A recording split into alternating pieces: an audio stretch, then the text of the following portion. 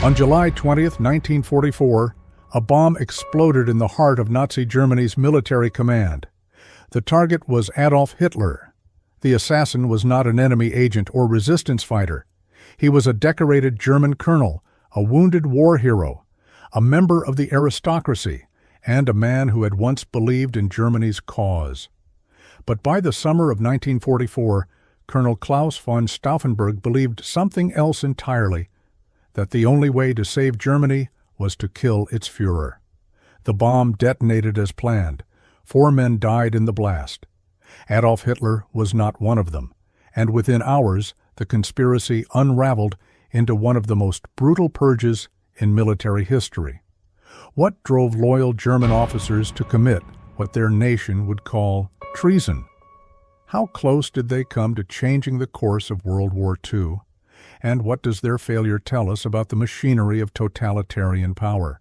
Before we go deeper into how this decision changed the war forever, make sure to subscribe for more history that actually happened. The conspiracy that culminated on July 20th, 1944, did not begin with a single moment of moral clarity. It emerged slowly through a series of decisions, disappointments, and moral reckonings that stretched back years before the first bomb was ever armed. In August 1938, Ludwig Beck resigned as chief of the German Army General Staff. His resignation was not public spectacle, but quiet protest. Beck had opposed Hitler's aggressive plans to invade Czechoslovakia, warning that Germany was rushing toward a catastrophic war it could not win. He believed the military leadership should resist Hitler's recklessness through institutional pressure. When his warnings were ignored, Beck stepped down, becoming a private citizen with no formal power but considerable moral authority among conservative military circles. He was 58 years old, a Prussian traditionalist who believed in duty, honor, and the principle that officers served the state, not a political party.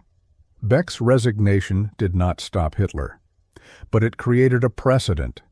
It suggested that loyalty to Germany and loyalty to Hitler were not necessarily the same thing.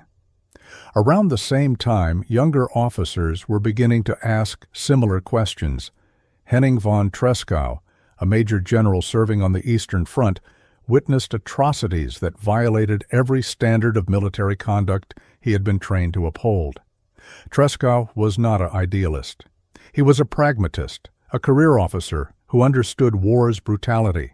But what he saw in the occupied Soviet territories went beyond warfare. He watched as Einsatzgruppen units, operating in coordination with the Wehrmacht, systematically murdered Jewish civilians, Soviet prisoners of war, and anyone deemed racially or politically undesirable. Tresckow privately described Kristallnacht as an act of barbarism. By 1941, he had concluded that Hitler was leading Germany not to victory, but to moral and strategic ruin. And he began, carefully and quietly, to gather allies who shared his conviction. These men were not Democrats. Most were aristocrats, conservatives, nationalists who despised the chaos of the Weimar Republic and had initially welcomed Hitler's promises of order and national revival. They were not motivated by universal human rights or liberal principles. They were motivated by a sense that Germany, the Germany they believed in, was being destroyed from within. And they decided, with no certainty of success and full knowledge of the consequences of failure, that Hitler had to die. For years, the conspiracy remained fragmented, cautious, and hampered by the practical difficulty of getting close enough to Hitler to kill him. By 1943, however, the war had turned. Stalingrad had fallen. The Afrika Korps had surrendered. The Allies were advancing through Italy, and Germany faced the inevitability of a two-front war it could not sustain. The conspirators believed that if Hitler were eliminated, a new government could negotiate an armistice with the Western Allies, preserving Germany's sovereignty and preventing total annihilation. This was the strategic logic, but execution required access, and access required someone close to Hitler, someone trusted enough to enter his inner circle. That man was Claus von Stauffenberg. In April 1943, Stauffenberg was serving as a staff officer with the 10th Panzer Division in Tunisia when an Allied fighter aircraft strafed his staff car.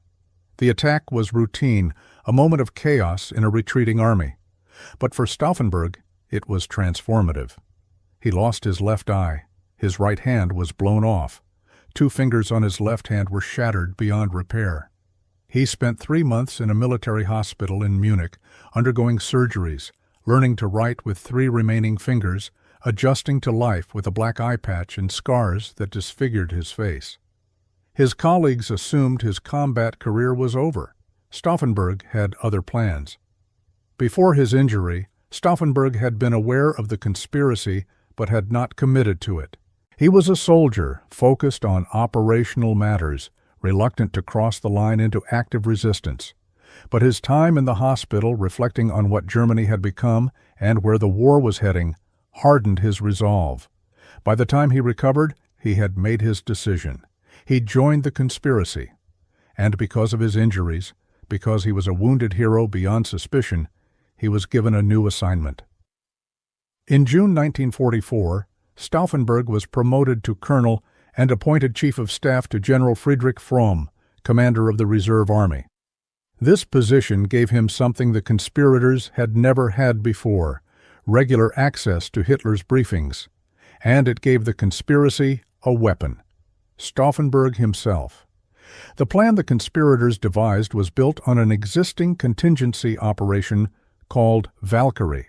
Operation Valkyrie was a legitimate emergency protocol designed to allow the Reserve Army to mobilize in the event of civil unrest, slave labor uprisings, or internal collapse.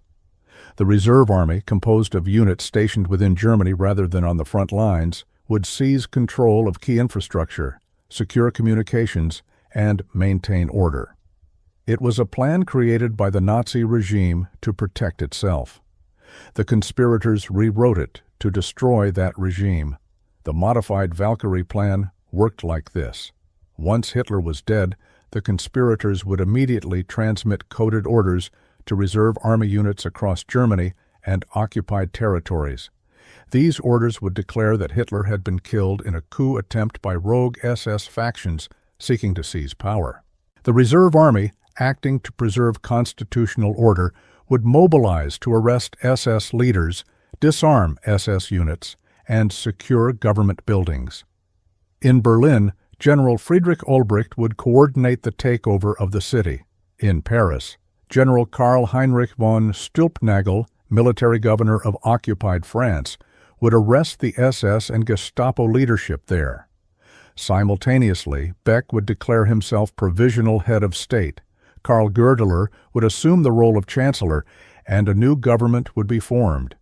This government would then reach out to the Western Allies, proposing an immediate ceasefire and armistice negotiations. The plan was audacious. It relied on split-second timing, absolute secrecy, and the assumption that military units would obey orders even in the confusion following Hitler's death. And it depended entirely on one thing. Hitler had to die, not be injured, not be incapacitated, dead. Because if Hitler survived, the entire conspiracy would collapse within hours. Stauffenberg made several attempts to kill Hitler in the weeks leading up to July 20th. Each time, something went wrong. On July 11th, he attended a briefing at the Berghof, Hitler's residence in the Bavarian Alps, carrying a briefcase packed with British-made plastic explosives. But Heinrich Himmler and Hermann Göring were not present, and the conspirators wanted to eliminate all three at once. Stauffenberg did not detonate the bomb. On July 15th, he attended another briefing at the Wolf's Lair, Hitler's eastern military headquarters near Rostenburg in East Prussia. Again, Himmler was absent. Again, Stauffenberg hesitated. The conspiracy was unraveling under the strain of repeated delays. Some members wanted to proceed regardless of who was present. Others feared that acting prematurely would jeopardize the entire operation. Stauffenberg, the man who would carry the bomb, would have to make the final call. On July 20th, he returned to the Wolf's Lair. This time, there would be no hesitation. The bomb contained 1 kilogram of plastic explosive packed into a briefcase. Stauffenberg had originally planned to use 2 bombs, doubling the destructive power. But the security protocols at the Wolf's Lair required him to arm the devices in a washroom before entering the briefing. He had only minutes. He managed to activate the chemical fuse on 1 bomb. The second remained unarmed. It would have to be enough. At 12:30 p.m., Stauffenberg entered the conference room where Hitler was conducting his daily military briefing. The room was located in a wooden barracks structure with windows open to ventilate the summer heat. Stauffenberg placed the briefcase under the heavy oak conference table, as close to Hitler as he could manage without drawing attention. Then he excused himself, claiming he needed to take an urgent phone call. He walked out of the building, across the compound, toward a waiting staff car. At 12:42 p.m., the bomb exploded. The blast tore through the conference room with enough force to kill 4 men instantly. Heinz Berger, a stenographer, died at the scene. Colonel Heinz Brandt, who had coincidentally moved the briefcase to the other side of the table's heavy support leg, was fatally wounded. 2 other officers later died from their injuries. The room was destroyed. Debris, smoke, and shattered wood filled the air, and Adolf Hitler, standing just feet from the blast, staggered out of the wreckage. He was alive. His right arm was bruised and partially paralyzed. His left eardrum was perforated. His trousers were shredded. But he was conscious, coherent, and already processing what had happened. Stauffenberg, who had seen the explosion from a distance, was certain Hitler was dead. He flew immediately to Berlin to initiate Operation Valkyrie. For the next several hours, the conspiracy operated in a fog of confusion and conflicting information. Stauffenberg landed in Berlin at approximately 4 p.m. and went directly to the Bendler Block, the headquarters of the Reserve Army, where General Olbricht and other conspirators were waiting. Stauffenberg assured them that Hitler was dead. Based on this confirmation, the conspirators began transmitting Valkyrie orders to military districts across Germany. Reserve Army units in Berlin started mobilizing. Key government buildings were surrounded. Some SS officers were arrested. For a brief window, it seemed the coup might succeed, but the conspiracy had a fatal vulnerability: communication. At the Wolf's Lair, loyal officers quickly restored telephone and telegraph lines. By early evening, they were broadcasting a simple, devastating message. Adolf Hitler was alive. The assassination attempt had failed. Units that had begun mobilizing for Valkyrie suddenly received conflicting orders. Confusion spread. Some commanders, uncertain which orders to follow, froze. Others, realizing the coup was collapsing, switched sides. In Berlin, the conspirators frantically tried to maintain the fiction that Hitler was dead, but without confirmation, their authority evaporated. Major Otto Ernst Remer, commander of the Grossdeutschland Guard Battalion in Berlin, had initially followed Valkyrie orders to secure the government quarter. But when he received a direct phone call from Hitler himself, Remer immediately turned against the conspirators. By 11 p.m., the coup was over. Stauffenberg, Olbricht, and several other conspirators were arrested in the Bendler Block by officers loyal to the regime. General Friedrich Fromm, Stauffenberg's superior, who had been aware of the conspiracy but had not participated, now acted to save himself. He convened an impromptu court-martial and sentenced Stauffenberg, Olbricht, and 2 other officers to immediate execution by firing squad. At midnight in the courtyard of the Bendler Block, the 4 men were shot. Stauffenberg's last words were reported as, "Long live sacred Germany." Ludwig Beck, who had been designated as the provisional head of state, was allowed to attempt suicide. He succeeded only in wounding himself. A sergeant administered a coup de grace. The executions did not end there. Over the following days, the Gestapo launched a massive investigation, rounding up anyone suspected of involvement or even peripheral knowledge of the conspiracy. The hunt was relentless, methodical, and driven by Hitler's personal fury. He had survived the blast by sheer chance: the heavy table leg, the open windows that dispersed the blast, the fact that only one bomb had been armed. He interpreted his survival as providence, proof that he was destined to lead Germany, and he demanded vengeance. In the weeks and months that followed, the conspirators were dragged before the People's Court, a Nazi tribunal presided over by Roland Freisler, a fanatical judge known for humiliating defendants and shouting them down during proceedings. Freisler treated the trials as ideological theater, berating the accused, denying them the opportunity to present coherent defenses, and ensuring that every verdict ended in death. Karl Goerdeler, the former mayor of Leipzig, who had been designated as the post-coup chancellor, was captured in August and executed in February 1945. Henning von Treschow, who had been instrumental in planning the conspiracy, committed suicide on the Eastern Front the day after the plot failed, detonating a grenade to avoid capture.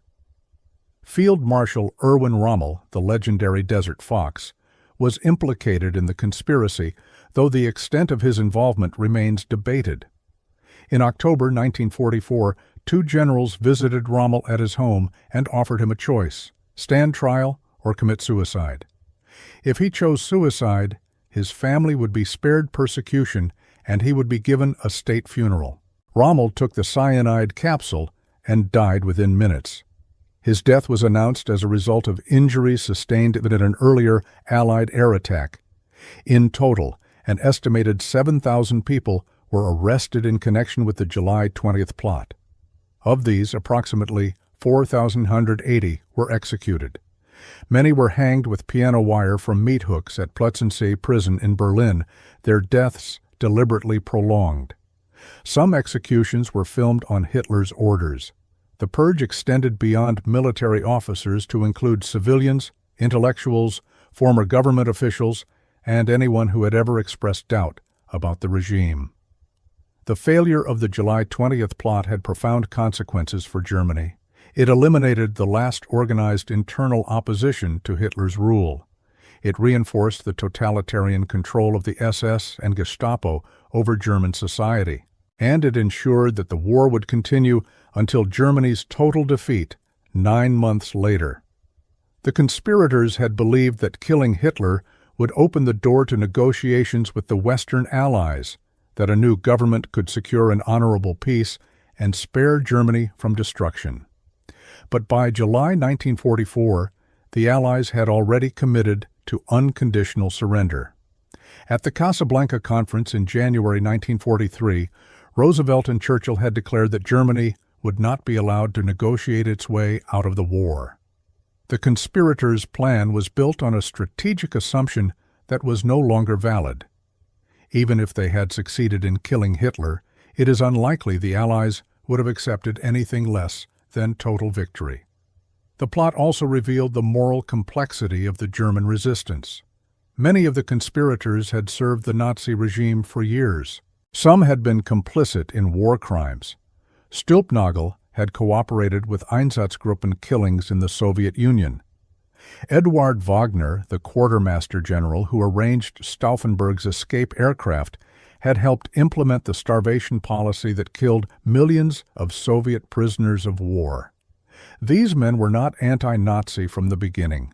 They turned against Hitler only when it became clear that Germany was losing the war. Their motivations were not purely moral. They were strategic, nationalistic, and in some cases self-serving. Yet they acted. They risked everything, knowing the consequences of failure, and they paid with their lives. In the decades after the war, the legacy of the July 20th conspirators remained contested. In East Germany, they were dismissed as reactionary aristocrats, trying to preserve their class privileges. In West Germany, they were gradually rehabilitated as symbols of resistance, proof that not all Germans had blindly followed Hitler. Today, Stauffenberg and his colleagues are commemorated in Germany as heroes of the German resistance, their names inscribed on memorials and their actions taught in schools. But the complexity remains. They were not Democrats. They were not liberals. They were conservative officers who believed in hierarchy, tradition, and a version of Germany that no longer existed. They acted too late to stop the Holocaust. They acted too late to prevent the devastation of their country. But they acted. And in the final analysis, their failure may be as instructive as their courage. The July 20th plot revealed the limits of individual resistance against a totalitarian state. It showed that moral conviction, even when backed by careful planning and institutional access, could be undone by chance, by miscommunication, by the sheer inertia of an authoritarian system that had fused itself to the machinery of government. It demonstrated that once a dictatorship has consolidated power, eliminating a single leader is not enough. The system survives. The ideology persists. The apparatus of repression continues. Hitler survived the blast by inches.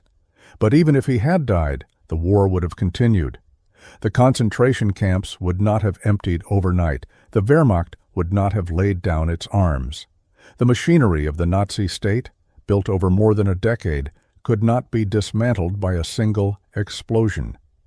What the conspirators did achieve, however, was something perhaps more enduring than immediate political change.